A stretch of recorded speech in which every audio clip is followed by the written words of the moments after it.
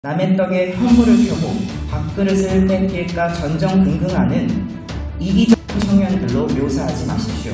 그렇게 한 가지도 무지하지도 않습니다. 이것은 차별과 차이를 구분하지 못한 정책이라고 생각합니다.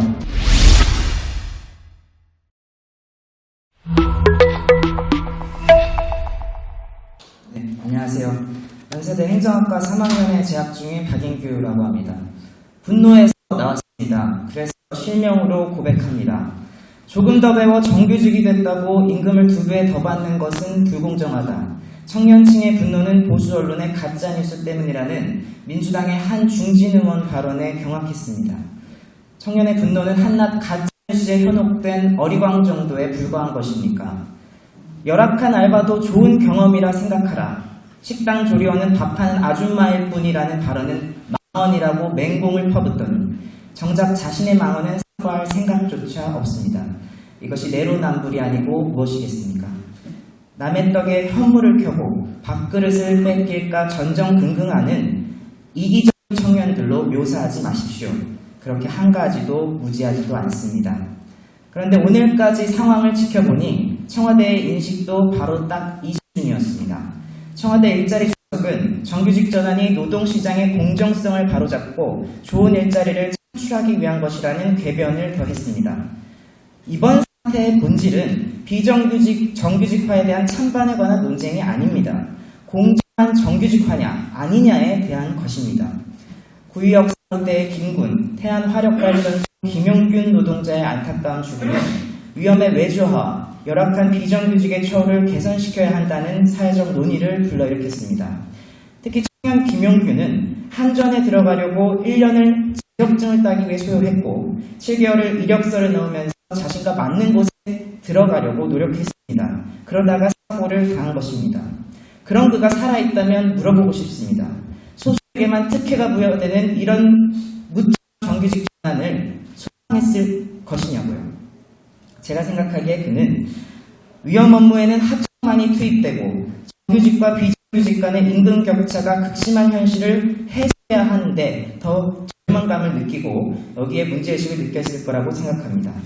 그렇다면 이는 근본적으로 공공부문 호봉체계의 진급 전환 등 공공부문 특혜를 줄이는 일, 동일노동 동일임금 원칙을 세우고 정부가 이해 당사자의 타협을 이끌어내는 일에 나서야만이 근본적인 해결로 나아갈 수 있다고 생각합니다.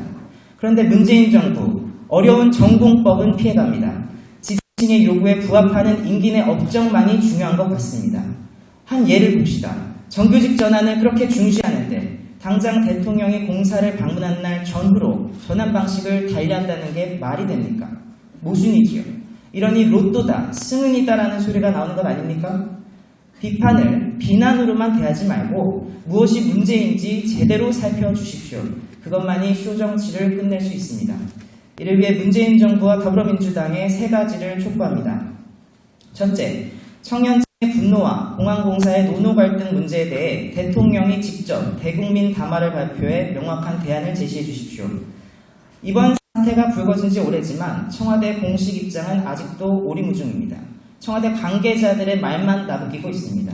청와대가 구중궁궐 속에 있지 않는다면 대통령도 지금의 상황을 잘 알고 계실 겁니다. 일자리 수석이 방송에 출연해 해명을 했으니 소임이 끝났을 거라고 생각하신다면 오산입니다. 해명도 JTBC, KBS 주진우 라이브 등 일부 언론에만 출연해 쟁점에 대한 명확한 토론은 빠졌습니다. 이게 적절한 해명 방식입니까? 대선 후보 시절 뭐라고 하셨습니까? 기자실에서 브리핑을 대변인에게만 맡기지 않고 오바마 대통령처럼 수시로 브리핑하는 대통령이 되겠다. 서울 광화문 광장에서 국민 대토론회를 여러 번 개최해서 국정 방향을 정하겠다고 하시지 않으셨습니까? 그 약속 지켜주십시오. 알로 한 가지 더 부탁드립니다. 지난해 말부터 올해 초까지 진행된 권익인 주간 공공비리 채용비리 실태조사 전수조사 결과가 아직도 발표되지 않고 있습니다. 조속히 발표할 수 있도록 지시해 주십시오. 두 번째입니다. 21대 국회에서 채용비리 국정조사 특위를 재출범시켜 주십시오.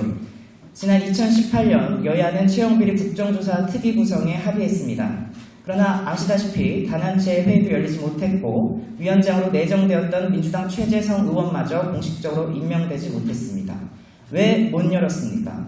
국조의 범위를 놓고 또 유치원 3법 등과의 처리를 놓고 불협화음을 맺은 것입니다. 이제 그 유치원 3법도 통과됐습니다. 더 망설일 이유가 없습니다. 조건 없이 특위 개최해 주십시오.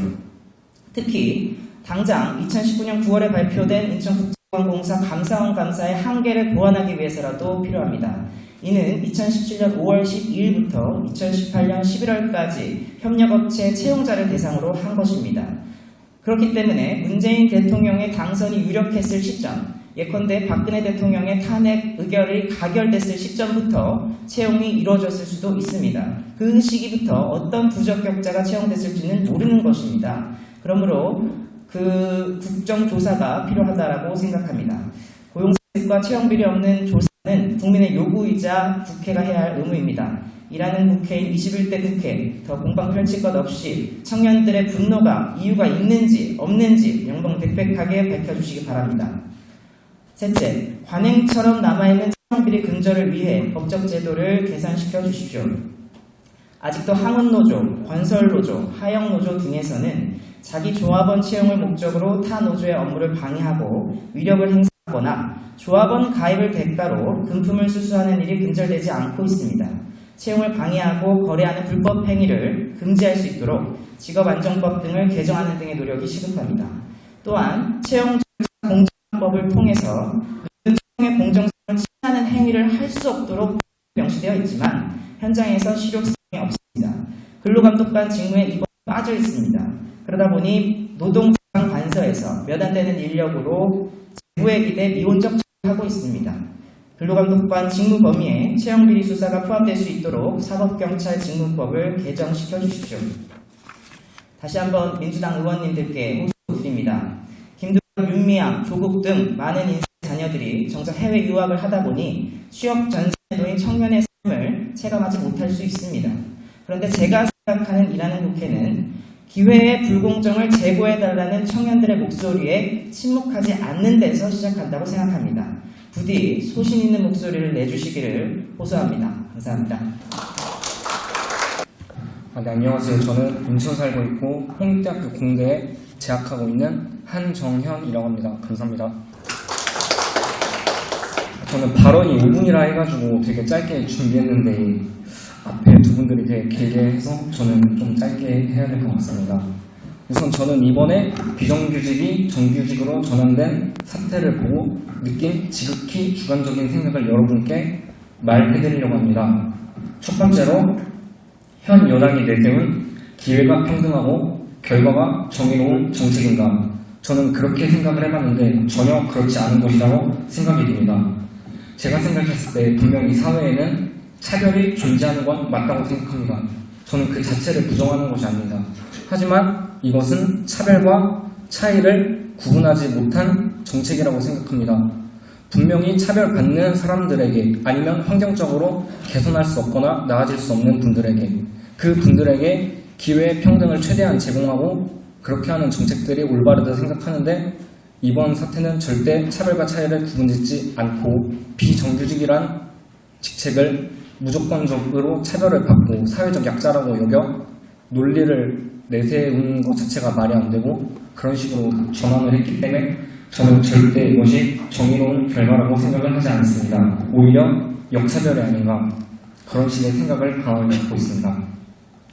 그리고 제가 또 다음으로 느낀 점이 있습니다. 과거의 석유공 또는 한국도로공사 이런 곳의 사례에서 알 수 있듯이 이제 노조라는 단체에서 더 다른 요구를 할 것이고 기존 직원들과 동일 임금, 동일 노동 이런 제안들을 계속해서 해왔고 손을 들어준 사례가 굉장히 많이 보였다고 생각을 합니다. 그런 사례에서 알 수 있듯이 이번 사태도 역시 마찬가지로 그런 요구를 무리하게 할 것이고 저가 예상하건대 손을 들어주지 않을까 그런 강한 예상을 하고 있습니다. 네. 그리고 이제 제가 또 다르게 느낀 점이 있는데 19대 이제 대선 당시에 공약을 보면은 이런 내용이 정확히는 아니더라도 충분히 예상할 수 있는 방향 그런 내용들이 다 적혀 있습니다. 분명히 명시가 되어 있고 그런데 여론에 몰려서 표를 던진 사람들도 굉장히 많다고 생각을 합니다.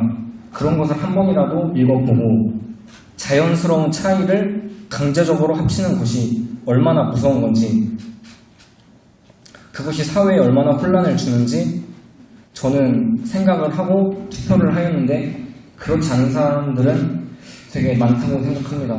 그래서 앞으로 이런 사태를 보고 저희는 투표나 어떤 정책들을 봤을 때 한 번 더 생각을 하고 무엇이 문제이고 혼란을 야기하진 않을지 그런 것들을 집중적으로 한번 잘 생각해보고 해결책을 머릿속으로 한 번이라도 고민하면은 이런 사태를 조금이라도, 이미 늦었다고 생각합니다. 사실 이미 많은 것이 늦었지만 미리미리 예방할 수 있게 앞으로는 좀 더 신경 쓰는 국민들이 되었으면 좋겠다는 게 저의 바람입니다. 저는 짧게 여기까지만 하겠습니다. 감사합니다.